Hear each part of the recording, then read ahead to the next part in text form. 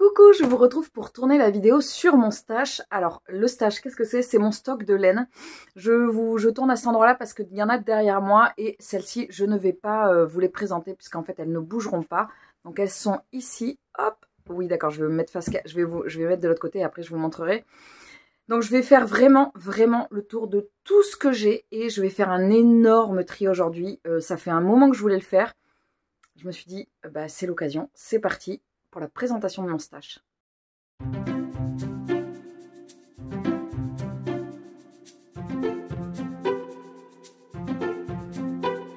Je disais dans l'introduction, ici il y a une partie des laines que je ne vais pas bouger. Donc pourquoi je les bougerai pas? Parce que soit ce sont des exemplaires de pelote de laine que j'ai en plusieurs exemplaires, soit c'est des exemplaires uniques, mais je sais que ce sont des laines que j'aime beaucoup. Donc celles-là, elles sont déjà triées et je sais qu'elles ne bougeront pas.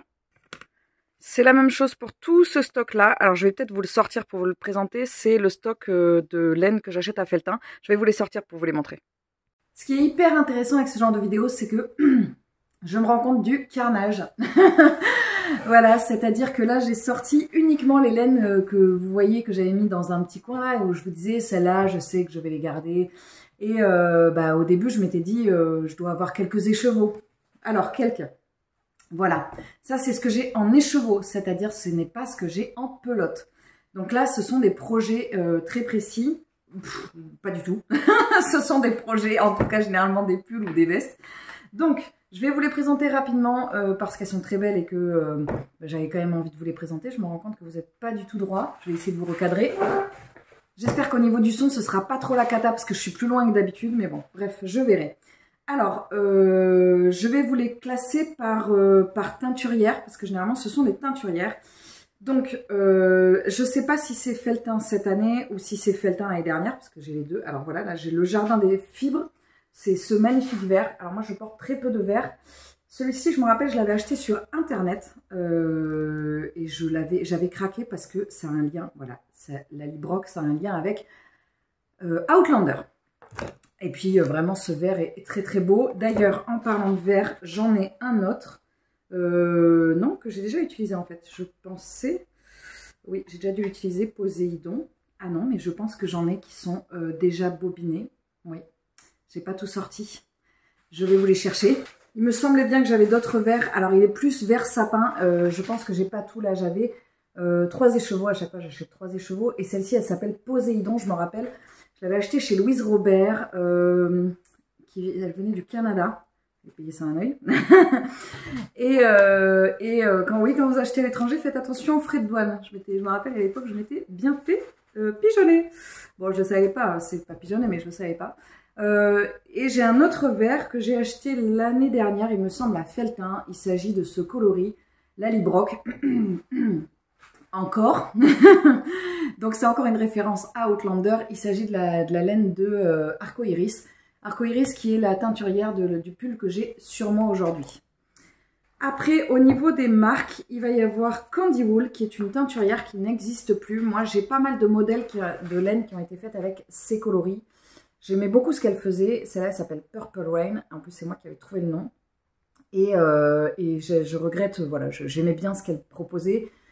Donc là, il me reste plus que ces 3-là de chez elle, malgré tous ceux que j'ai utilisés avant. Alors, vous allez voir qu'il y a beaucoup, c'est très récurrent au niveau des couleurs. Ça revient très souvent sur les mêmes coloris. Parce que je suis quelqu'un qui s'habille toujours un peu avec les mêmes couleurs. Et surtout, je craque toujours pour les mêmes couleurs. C'est-à-dire, quand je vais sur les... je vais dans les étals de laine, enfin dans les stands de laine à Felletin ou quoi, je finis toujours par craquer sur les mêmes choses. C'est incroyable. À quelques nuances près, c'est toujours la même chose. Ensuite, ce que j'avais acheté sur Internet, j'ai la laine d'Heidi Heidi. Alors, j'ai 3 écheveaux, mais voilà. J'en ai un qui a un peu d'effet parce que je l'ai utilisé un tout petit bout. Là, elle est bordeaux. C'est un coloris que je porte très souvent. Heidi Heidi est c'était un couple de teinturiers qui a fermé également. J'en ai une autre bordeaux, mais que je vous présenterai après. Je vais essayer de faire vraiment par marque. Alors moi, il y a des années où j'ai des folies au niveau des couleurs. Donc là, on a Maison Septembre. Hop, Maison Septembre. dont je vous ai déjà parlé. Non, c'est pas ça, n'importe quoi, c'est ça. Maison Septembre, dont je vous ai déjà parlé. C'est une teinturière qui fait de la teinture végétale. Moi, j'aime énormément ce que fait Dorian. Ce que je trouve hyper original dans ce coloris, c'est ces touches de bleu qu'on a à l'intérieur. Donc là, il y a ces trois-là de chez Dorian. J'ai fait pas mal de modèles avec Célène, notamment un top il n'y a pas longtemps. J'ai aussi un écheveau tout simple. Celui-là, c'est avec son ancien logo que j'avais eu dans une box de Noël. Et j'ai un écheveau comme ceci de, ça c'est pareil, c'est son ancien, c'est de la rustique. Alors cette laine-là, la rustique de chez Dorian, elle a l'air un peu rêche et en fait, j'ai un gilet comme ça et je pense que c'est le gilet que je porte le plus dans tout l'hiver. Il tient hyper chaud et la laine, elle n'est pas du tout irritante. Elle a l'air comme ça, un peu rêche, mais pas du tout. Elle est hyper bien. De chez Dorian, j'ai également un petit écheveau de verre comme ceci. Alors ça, typiquement, c'est pas moi qui ai choisi. Cet écheveau, c'est un membre de ma famille qui l'a choisi, avec qui j'étais à Felletin. Et je n'achète absolument pas, donc c'est pas pour moi, c'est pour ma fille. Et je ne choisis absolument jamais ce genre de teinture parce que les couleurs claires ne sont pas celles qui me vont le mieux. Et le vert comme ça, pas du tout.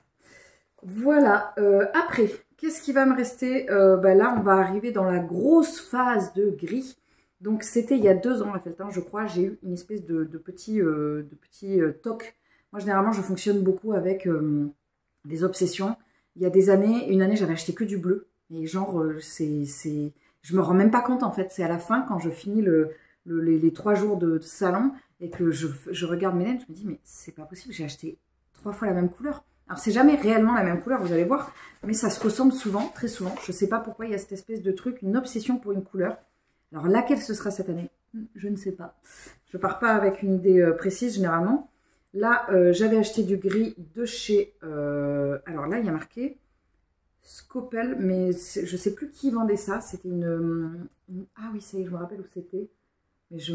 C'était dans le salon, mais je ne sais plus où c'était exactement. Donc là, on est sur un gris qui a des nuances de gris, uniquement. Là, c'est un gradient de gris, en gros. C'est pas plus que du gris. Dans le même style, on a... Il va me manquer un écheveau, là. Ah ben voilà, je ne sais pas blé. Pourtant, c'est sûr, je l'ai... Ah, parce que j'avais commencé à le faire. Là, c'est de la laine de chez Yarneline. Pareil, on est sur un gradient de gris. Mais vous voyez, quand on les met à côté... Ouais, d'accord, c'est pas fifoudingo au niveau... C'est pas flagrant à quel point c'est différent. Mais là, on est plus... là, ça tire plus sur le gris argenté, alors que là, c'est plus sur le gris gris. Et surtout, il faut absolument que si je pars sur 2 teintes très similaires comme ça, il faut que je ne parte pas sur des projets similaires. C'est-à-dire genre un pull, un châle, voire même un châle et une veste ou quelque chose comme ça. Il me semblait qu'il y avait un 3e gris, mais je l'ai peut-être déjà utilisé. Quand je continue Felletin, alors il y a la boutique de Laetitia qui s'appelle Sur la rive côté laine avec plein de laines à des prix hyper intéressants. Donc là, c'est des laines qui sont plutôt nature. Donc j'avais pris du gris comme ça. Je ne vous ai pas montré, mais j'en ai plusieurs écheveaux de chez elle avec différentes, surtout du gris généralement. J'avais pris ce mauve parce que ce mauve bleu là, j'adore cette couleur. Je la trouve hyper éclatante. D'ailleurs, je dis une grosse bêtise. Ça vient de chez Boucle Laine. Boucle Laine, dont je vous ai déjà parlé, c'est son coloris azurite. Alors, est-ce que j'oserais, peut-être que j'oserais me faire un pull dans cette couleur. Peut-être que cette année, on va partir sur un mélange bleu-mauve, bleu-violet. Je ne sais pas. Chez Boucle Laine, j'avais également pris ceci. Ce n'était pas pour un projet pour moi, c'était pour aller avec ça. Et chez Boucle Laine, j'ai repris Cachou, qui est un coloris noir. Donc ça, je le prends hyper souvent chez Boucle Laine. Parce que je sais comment elle vieillit, la laine de Boucle Laine. Je sais comment elle vit et tout ça. Et pour les pulls d'hiver, je m'en sers beaucoup. Surtout que celle-là va avec cette laine-ci que j'avais achetée chez Squirrel. Squirrel, le petit écureuil que j'aime beaucoup. Parce que je voudrais me faire un pull de Noël noir avec des motifs bordeaux. Oui, je sais, c'est pas du tout les couleurs traditionnelles. Mais bon, je peux pas me faire un pull blanc avec des motifs rouges. Parce que je pense que j'aurais l'air d'un gros emballage cadeau. Il y a des gens, ça leur va hyper bien. Moi, si je porte du rose, j'ai l'air d'un rouleau de papier toilette. Si je porte du blanc avec du rouge, j'ai l'impression d'être un papier de Noël, un emballage papier. Donc bref, il faut mieux aller vers ce qui nous va. Et ensuite, ça c'est... j'avais aussi acheté chez Arcoiris le coloris Dobby. J'aime beaucoup, beaucoup ce que fait Arcoiris. Elle n'est pas au salon cette année. Je suis un peu dégoûtée parce que je l'aime vraiment beaucoup. Et chez Squirrel, j'avais commandé, alors ça, je l'avais commandé à un salon qui est près de chez moi, qui s'appelle, genre, je sais plus, la fête de la laine, non, je sais plus, c'est un salon à Jansac. Et j'avais commandé un gradient à Squirrel qu'elle m'a donné à Felletin. Donc c'est un gradient pour un pull, donc il y a des variations de couleurs au niveau de la luminosité de l'écran. Donc là, elle a fait un gradient pour les manches et un gradient pour le corps. Ce coloris, il m'obsède énormément. C'est un coloris que j'aime beaucoup, beaucoup, beaucoup, ce gradient. Et au festival de Jansac, j'avais aussi pris du fil au fil d'Aurus pour faire un châle. Au fil d'Aurus, je n'ai jamais travaillé ces fils, donc j'ai hâte de les découvrir.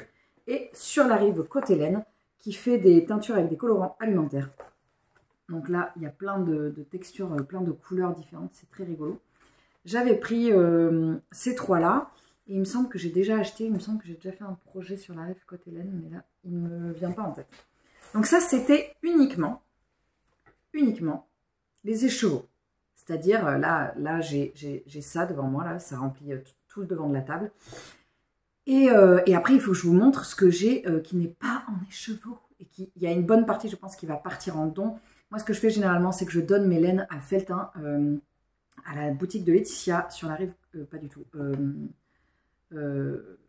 Histoire de laine, parce qu'elle s'en sert pour faire des ateliers de tricot. Et ensuite, ça part pour faire, vous savez, des décorations sur la ville et tout ça. Je ne sais plus comment ça s'appelle. Et à Felletin, il y en a partout, c'est hyper beau. Moi, j'avais participé 2 années de suite. Il y a un énorme nuancier sur une barrière. Et en fait, moi, j'avais fait une bande du nuancier. Et une année, il y avait la thématique végétale. C'était absolument magnifique. J'avais fait 2-3 feuilles. Voilà. C'est pas moi qui ai fait la totalité de ce qui s'est fait. Voilà. Mais pour soutenir les personnes qui font ce travail toute l'année pour pouvoir fournir ce moment à Felletin, je préfère donner mes laines. Sachant que généralement, vous allez voir les laines que je vais vous montrer, ce sont souvent des laines que moi, on me donne en fait. Donc, on me les a données. Je trouve logique quand on donne quelque chose que ça reparte en circuit de don et pas en vente ou quoi que ce soit. Je vais maintenant vous montrer. Avant de passer à la partie les pelotes uniques qui sont un petit peu à droite à gauche, c'est horrible parce qu'à chaque fois que j'ouvre une boîte, je me dis « Ah mon Dieu, j'avais oublié que j'avais ça ». Donc, ça, en fait, il y en a partout. Il y en a partout. C'est monstrueux. C'est monstrueux, il y en a partout. Et là, c'est marrant parce que ce que je vais vous montrer, je pensais qu'il y en avait beaucoup plus. Donc là, ce que je vais vous montrer, ce sont des sachets qui se présentent comme ceci, que j'achète à Fonty. Alors Fonty, c'est une maison française qui est en Creuse. Et elle a été rachetée il y a quelques années par un monsieur qui venait de Paris, un Parisien, qui a décidé de redonner ses lettres de noblesse à la manufacture.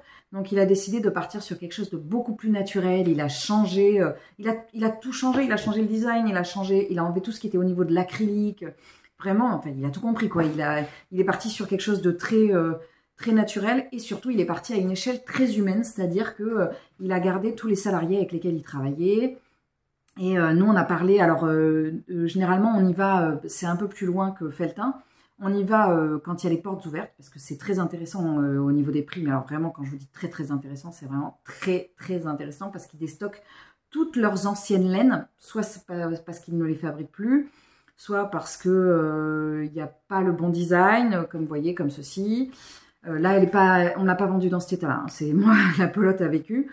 Et donc, souvent, on mange sur place parce que ça nous permet de faire une petite coupure au niveau entre la visite et tout ça.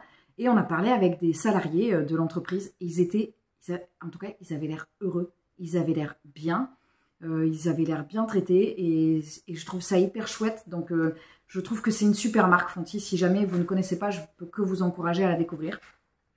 Donc, moi, ce que je fais, c'est que j'achète... voilà, j'ai acheté pas mal sur les dernières années.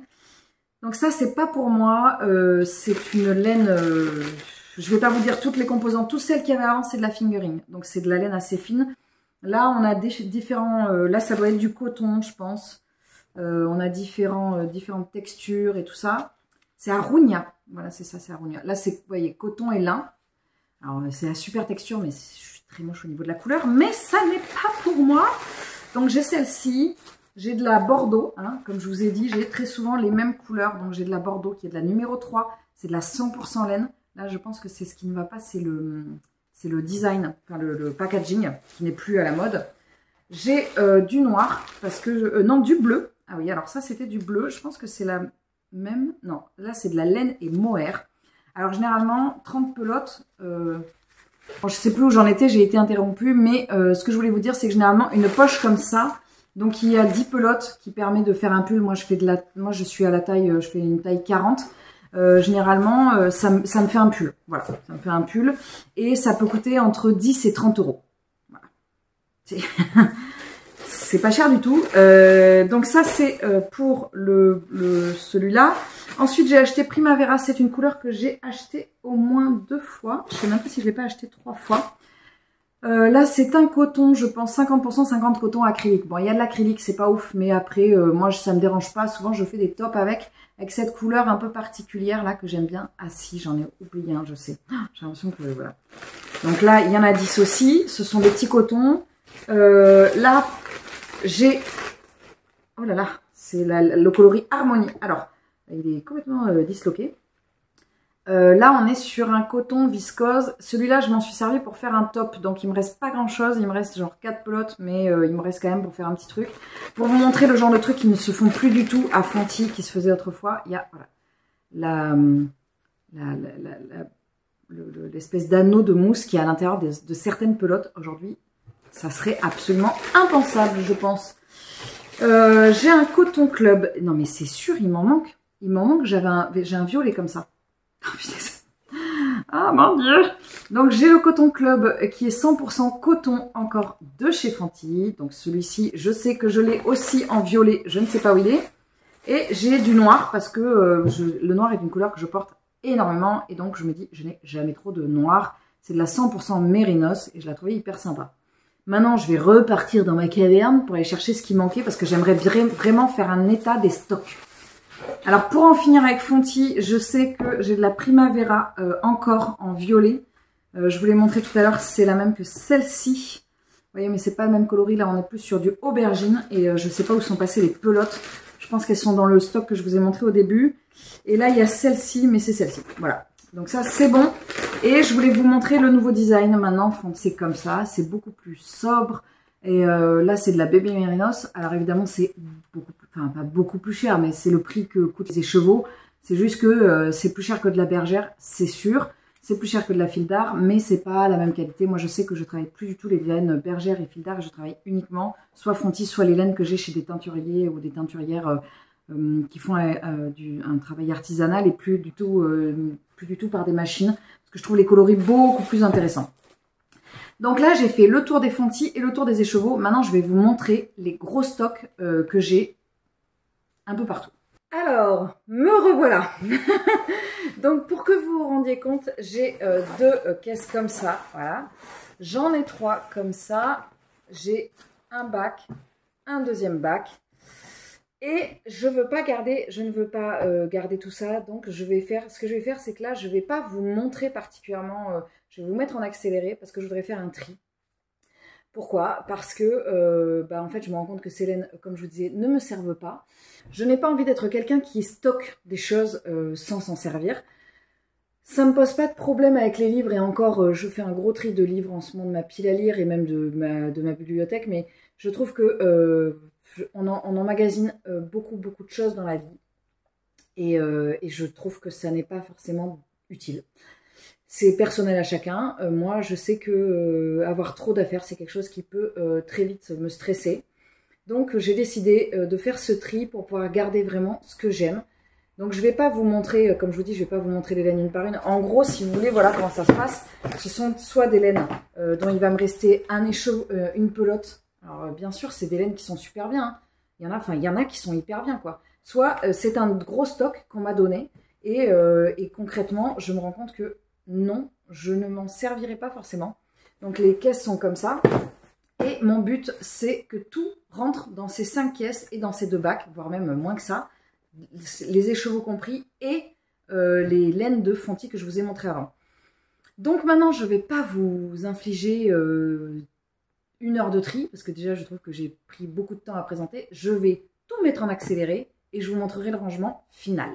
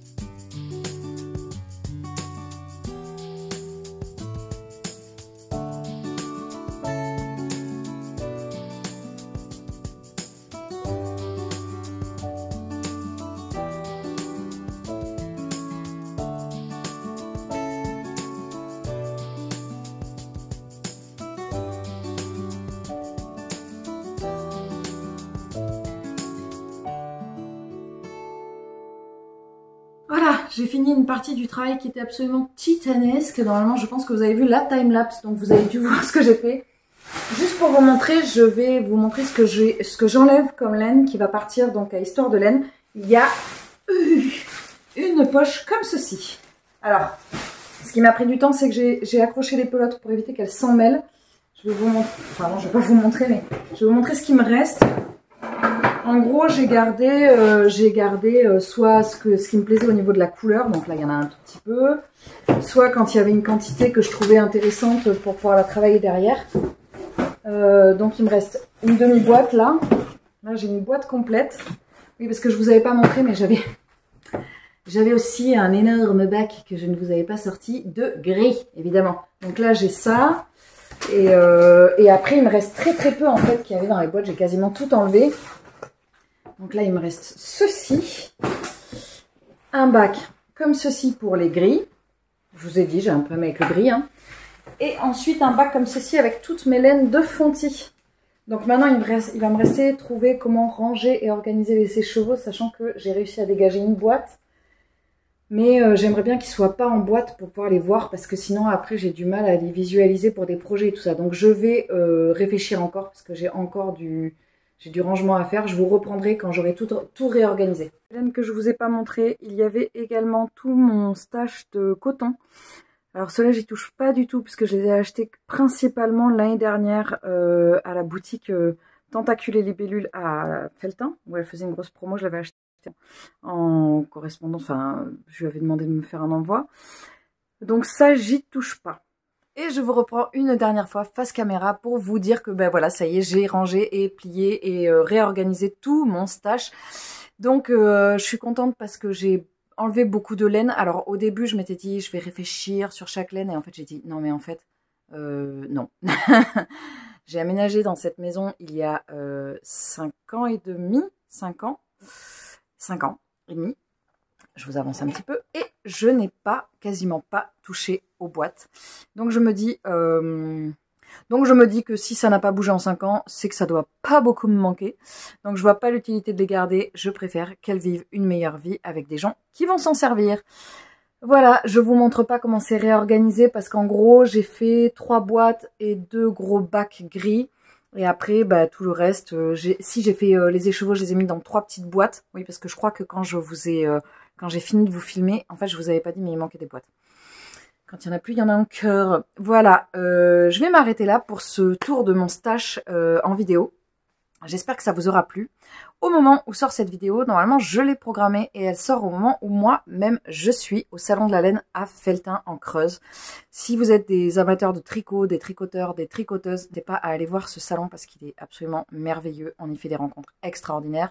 Moi, je sais que j'ai créé du lien avec beaucoup de teinturières sur ce salon et de personnes même liées au salon. Donc voilà, je peux que vous encourager à aller voir. Et puis la Creuse à la période de l'automne, c'est absolument fabuleux. Voilà, bah écoutez, je vais m'arrêter là pour cette vidéo qui, j'espère, n'aura pas été trop longue. Je sais pas trop, j'ai pas regardé au niveau des rushs. J'ai vu qu'il y avait 2 minutes de time-lapse qui représente beaucoup de temps. Parce que j'ai pas coupé des trucs, mais en tout cas, ça a été long. Donc voilà, bah écoutez, j'espère que vous allez bien. N'hésitez pas à me dire en commentaire si vous êtes team petit écureuil, je stocke de la laine, ou alors si vous êtes plutôt non, moi j'achète juste quand j'ai besoin. Je suis curieuse de savoir. Et puis je vous souhaite une très bonne journée, une très bonne semaine, un très bon mois, une très bonne année. Et je vous dis à très vite. Salut!